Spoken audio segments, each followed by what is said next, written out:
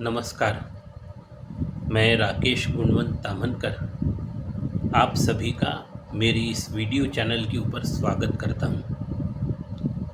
मित्रों, आज के पॉडकास्ट में हम देखने वाले हैं कि सांख्य भक्ति के कुछ जो और लक्षण बाकी हैं उनके ऊपर विचार करेंगे और उसके बाद नवमी भक्ति यानी आत्मनिवेदन इसके ऊपर चर्चा करेंगे कि ये नवमी भक्ति जो कि सबसे महत्वपूर्ण भक्ति का एक प्रकार है,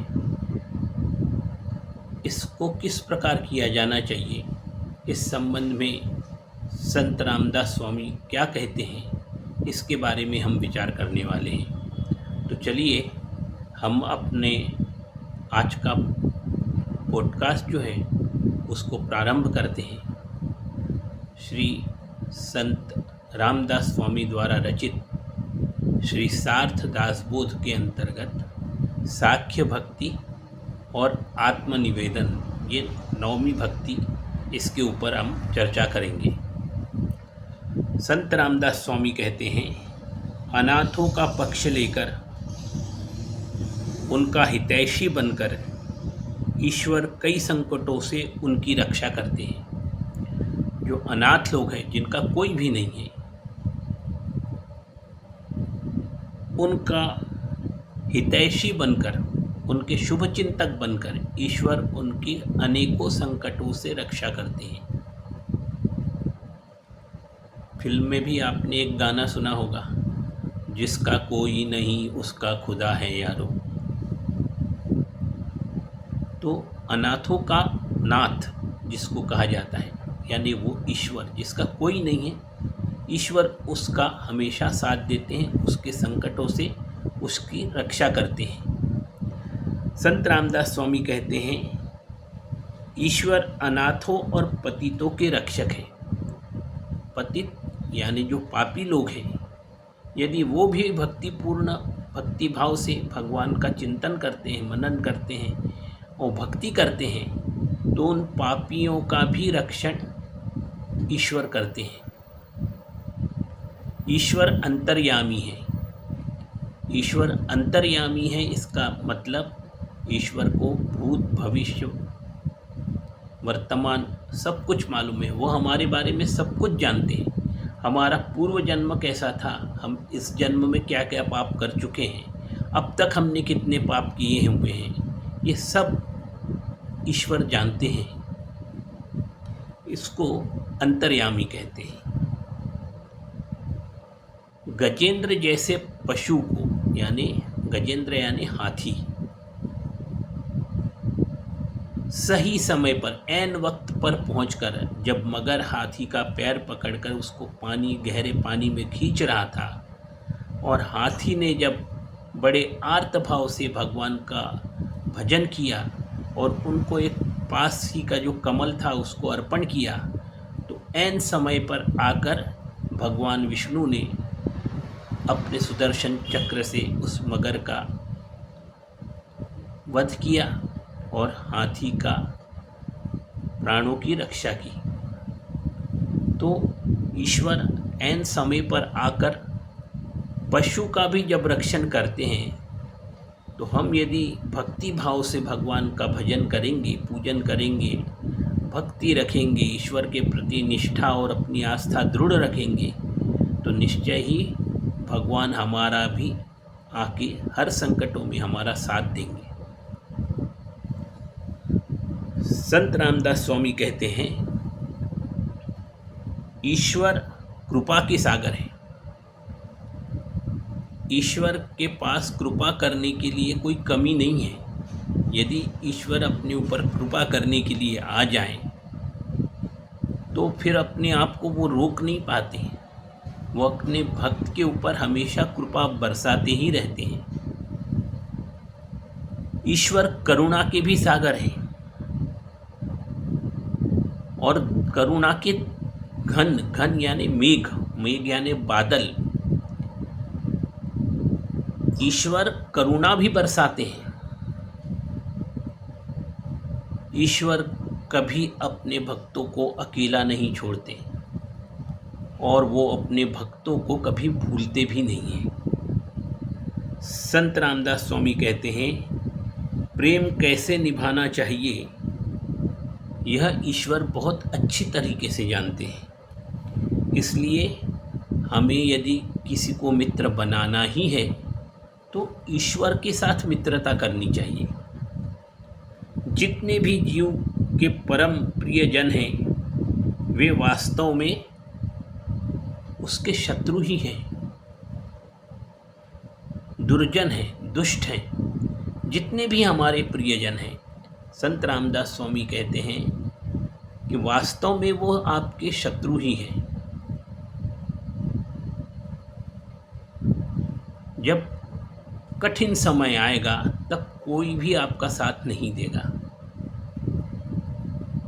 इस कारण केवल एकमात्र ईश्वर ही ऐसे हैं कि जो ऐन समय पर आकर हमारी मदद करेंगे और हमारी रक्षा भी करेंगे।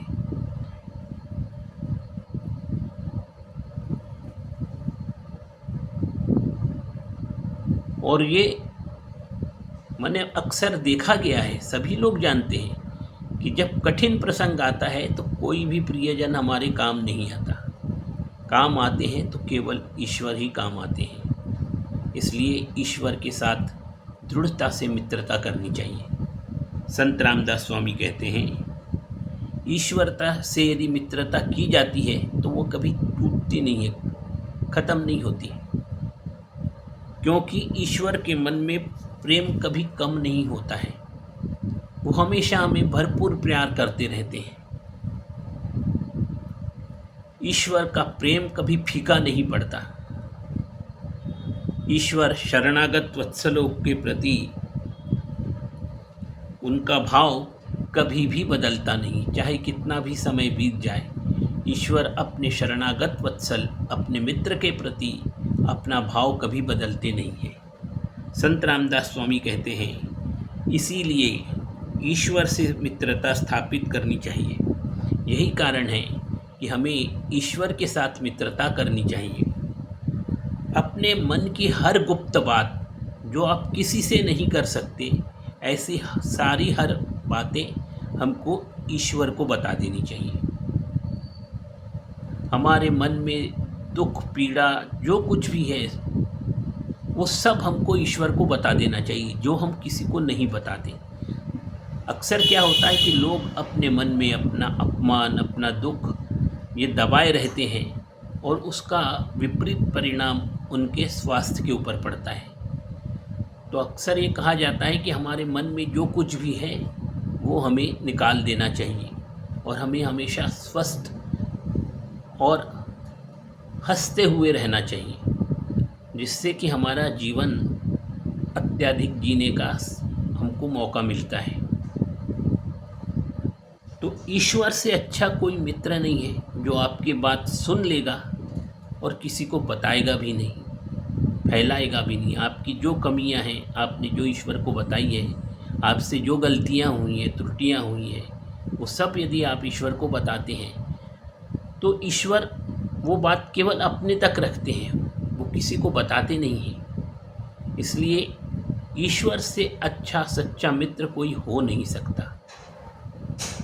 एकांत में बैठकर अपने सारे सुख दुख, अपनी सारी परेशानी, अपनी सारी व्यस्तताएं, जो कुछ भी आप बताना चाहें, ईश्वर को अवश्य बताना चाहिए। संत रामदास स्वामी कहते हैं, शास्त्रों में कहा गया है, जैसा भाव ईश्वर के प्रति हमारा होगा वैसा ही गुरु के प्रति भी हमारा भाव होना चाहिए। जैसा भाव, जो प्रेम, जो आदर जो हम ईश्वर के प्रति रखते हैं, वैसा ही आदर और सम्मान हमें अपने गुरु के प्रति भी रखना चाहिए। संत रामदास स्वामी कहते हैं कि अभी तक हम ये जो चर्चा कर रहे थे, ये 8वीं भक्ति, साख्य भक्ति की चर्चा कर रहे थे। अब हम आगे 9वीं भक्ति यानी आत्मनिवेदन की चर्चा करने वाले हैं। संत रामदास स्वामी कहते हैं, आत्मनिवेदन करना ही 9वीं भक्ति है। इसका निरूपण मैं स्पष्ट रूप से करने वाला हूँ, तो इस कारण इस नवमी भक्ति ये बड़ा क्लिष्ट विषय है। इसको समझने में बहुत अत्यधिक चिंतन और मनन की आवश्यकता पड़ती है। तो इसलिए जब मैं स्पष्ट करके ये बता रहा हूँ तो कृपया आप अत्यंत ध्यान लगाकर इस चिंतन को, इस नवमी भक्ति के आत्मनिवेदन के वर्णन को अवश्य सुनिए और उसके अनुसार नवमी भक्ति सबसे प्रमुख भक्ति मानी गई है, तो उसके अनुसार नवमी भक्ति करने का प्रयास कीजिए। संत रामदास स्वामी कहते हैं, निवेदन की भक्ति के लक्षण, आत्मनिवेदन करने का जो लक्षण है वो इस प्रकार है। ईश्वर के प्रति स्वयं को पूर्णतः समर्पित कर देना चाहिए। आत्मनिवेदन यानी हमें अपने आप को ईश्वर के प्रति संपूर्ण रूप से समर्पित कर देना चाहिए। यह समर्पण कैसा होना चाहिए? यह तात्विक विचार करने की आवश्यकता है। गहन चिंतन और मनन करने पर हमें यह बात समझ में आती है कि हम ईश्वर को किस प्रकार आत्म समर्पण कर सकते हैं। आत्मनिवेदन का अर्थ होता है ईश्वर को स्वयं को सौंप देना। आत्मनिवेदन का अर्थ है ईश्वर को स्वयं को सौंप देना, यानी हमारे अच्छे बुरे भले सब का विचार जो है केवल ईश्वर ही करे। हम उसके बारे में कोई विचार या चिंतन करने की हमें आवश्यकता नहीं है। हमारे पालनहार ईश्वर ही हैं, तो हमारा सब कुछ ईश्वर ही देखेंगे, ऐसा विचार करके हमें ईश्वर को अपने आप को सौंप देना चाहिए। ईश्वर कौन है, हम कौन हैं तथा समर्पण हम कैसे करें, यह सब तात्विक विचारों का विषय है। इन तत्वों का विवरण विश्लेषण जब हम करेंगे तब हमको आत्मनिवेदन का सही अर्थ समझ में आएगा।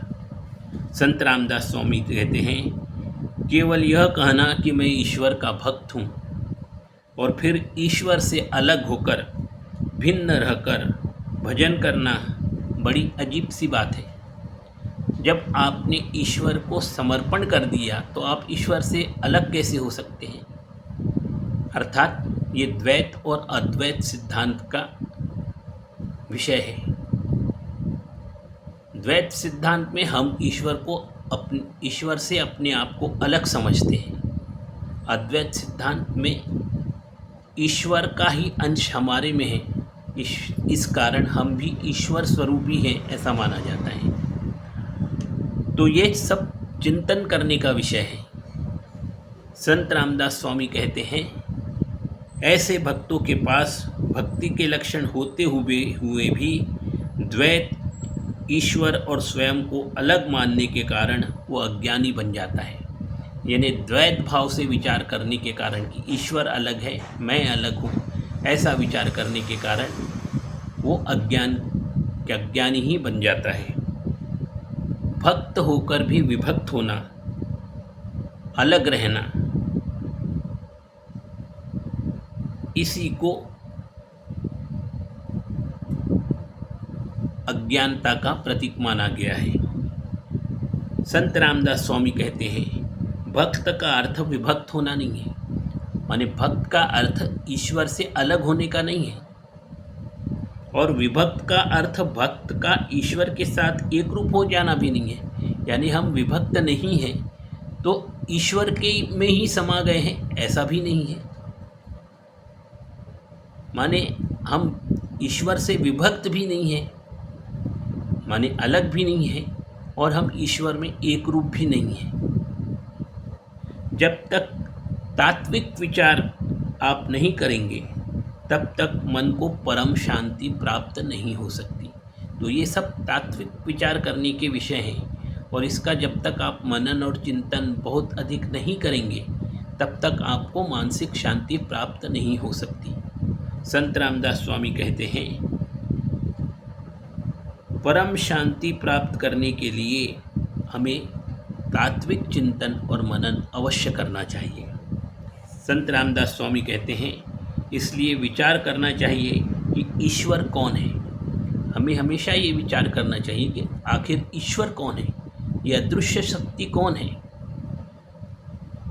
उनको हमें सर्वप्रथम पहचानना चाहिए। सबसे पहले तो हमको ईश्वर की खोज करनी है, और फिर चिंतन और मनन करते हुए ये सोचना चाहिए कि मैं कौन हूँ, मेरा जन्म किस लिए हुआ है।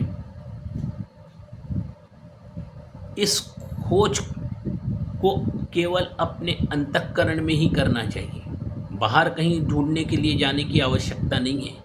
अपने अंतःकरण में, अपने मन में ही इसकी खोज हमको करनी है कि ईश्वर कौन है और मैं कौन हूँ। संत रामदास स्वामी कहते हैं, तत्वों का विश्लेषण यानी तत्वों को अलग अलग करके उसका विचार करना। जब इस प्रकार मैं कौन हूँ का हम विश्लेषण करेंगे तो इस प्रश्न को सुलझाने के लिए हमको विचार के अंत में यह स्पष्ट दिखाई देगा कि हम नाम की कोई वस्तु है ही नहीं। जब हम मैं कौन हूँ इसका जब हम चिंतन करने की शुरुआत करेंगे तो अंत में जाके आपको पता चलेगा कि हम नाम की तो कोई वस्तु है ही नहीं।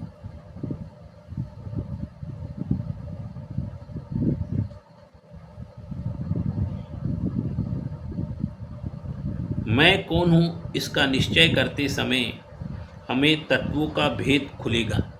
जब हम मैं कौन हूँ ऐसा ये प्रश्न हम अपने आप को जब करेंगे तब हमको तत्वों का भेद खुलने लगेगा। जिस तत्व से यह शरीर पिंड बना है उन तत्वों को मूल तत्व में मिला देना चाहिए। जब हम आत्मचिंतन करने लगते हैं तो हमारा पिंड यानी जो शरीर है वो किन तत्वों से बना है, उन तत्वों को उनके मूल स्वरूप में मिला देना चाहिए।